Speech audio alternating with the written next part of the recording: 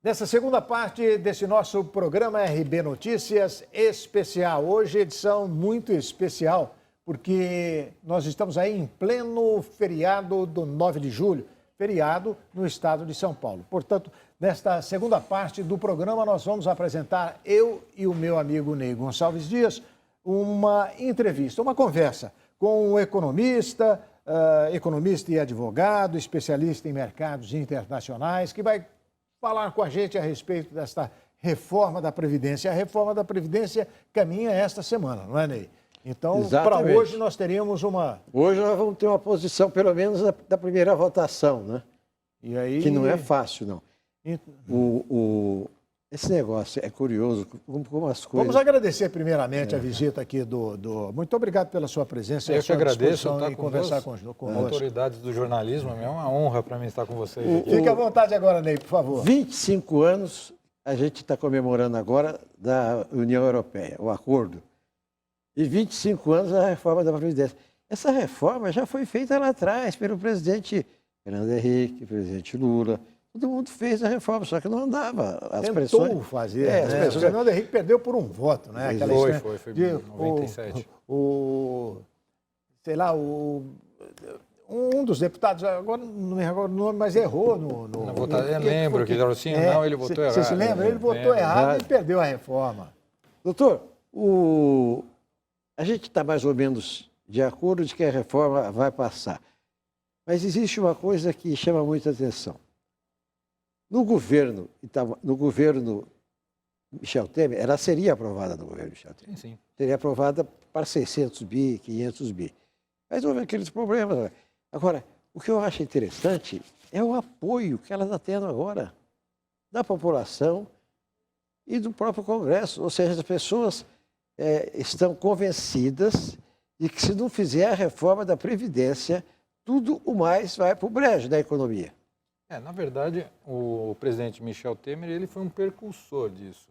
Quando ele lançou algumas reformas, como a da trabalhista e logo em seguida a da Previdência, ele teve uma ruptura momentânea desse choque entre modificar o sistema previdenciário. Então, esse lapso temporal até a eleição do Bolsonaro e a vitória do Bolsonaro foi se deglutindo essa informação de que era preciso para que se tivesse um êxito econômico na economia brasileira. Então, acho que a população ela foi, de uma certa forma, entendendo a necessidade e não vendo mais isso como um prejuízo para a população. Até discutia com alguns colegas de que quando essa reforma for aprovada dos 62 anos, 65 homens, ela for aprovada, eu acredito que 5 anos ou 6 anos posteriormente, nós vamos ver que 65 anos é muito pouco ainda, porque as pessoas vão ter uma vida ativa aos 70, 75 anos, elas vão estar ativas ainda, ela não vai querer entrar no processo, ela pode até se aposentar pelo sistema previdenciário, mas ela continuará ativa. Então, eu acredito que nós teremos ainda que fazer mais um ajuste futuramente para essa questão da faixa etária. Em função da idade que vai...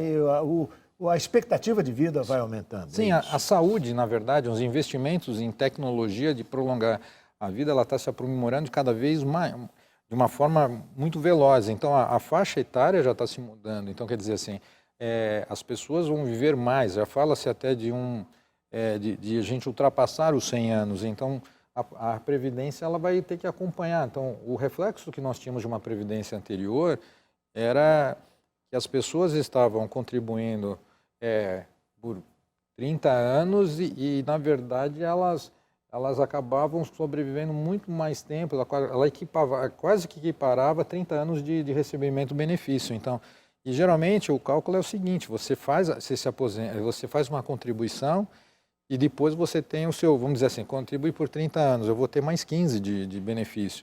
Não que você ultrapassasse esse limite. Então, tem pessoas que realmente estão com 80 ou 85 anos que ainda estão ativas, ainda muito ativas. Olha, essa semana é uma semana assim, que gera muita expectativa e é uma semana importante, né, na luta pela aprovação da reforma da Previdência. O presidente da Câmara dos Deputados, né? E ontem você viu, a gente deu aqui, se manifestou dizendo que se ela for aprovada, ela vai realmente...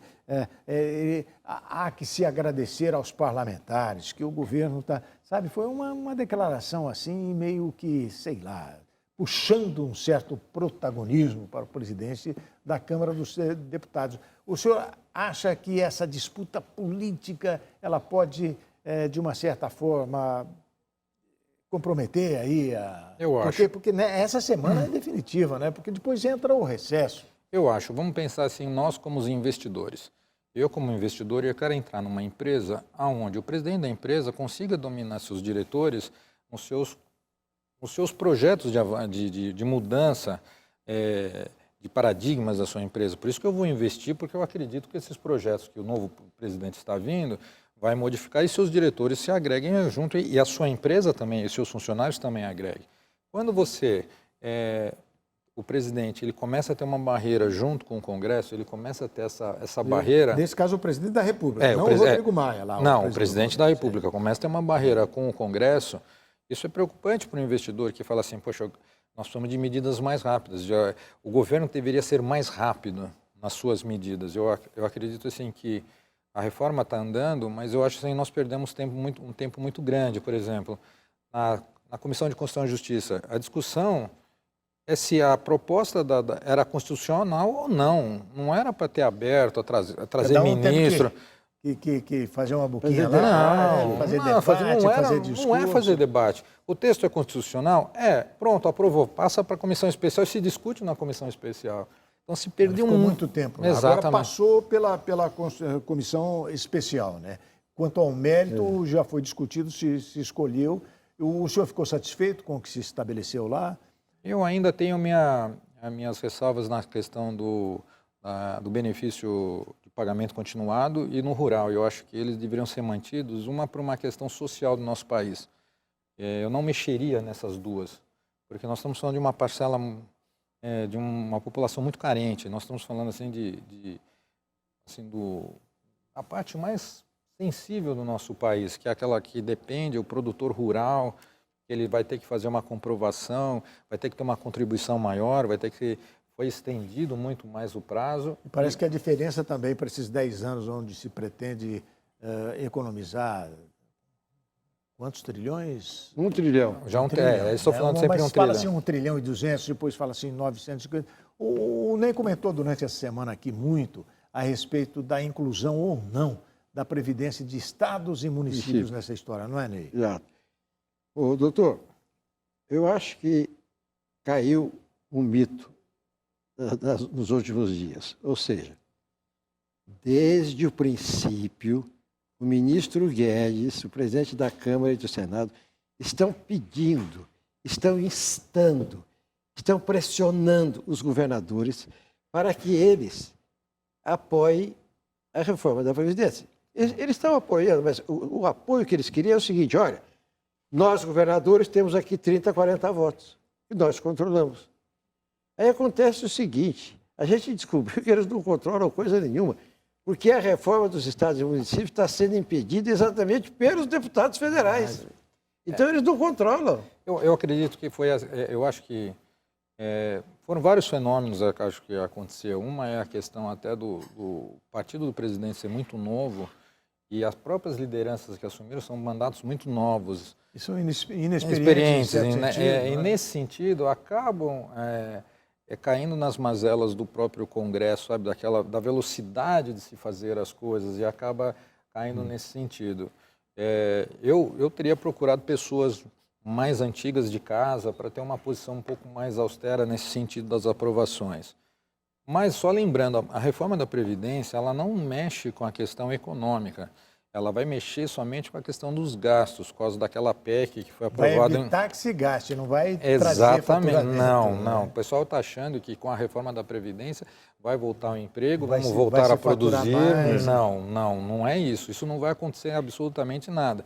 O que acontece é que em dezembro de 2016 foi aprovada aquela PEC do teto, que limitava em 20 anos os gastos do governo e os gastos da Previdência, ela vem vindo 299 bilhões de déficit no ano passado, esse está previsto 309 bilhões, Então significa que isso é um gasto corrente que atrapalha o governo fazer outros investimentos em questão de infraestrutura, saúde, educação, segurança. Então ele fica travado os seus investimentos. Vamos continuar discutindo isso aí. Vamos para um rápido intervalo e voltamos já com essa edição do RB Notícias Especial. Até já.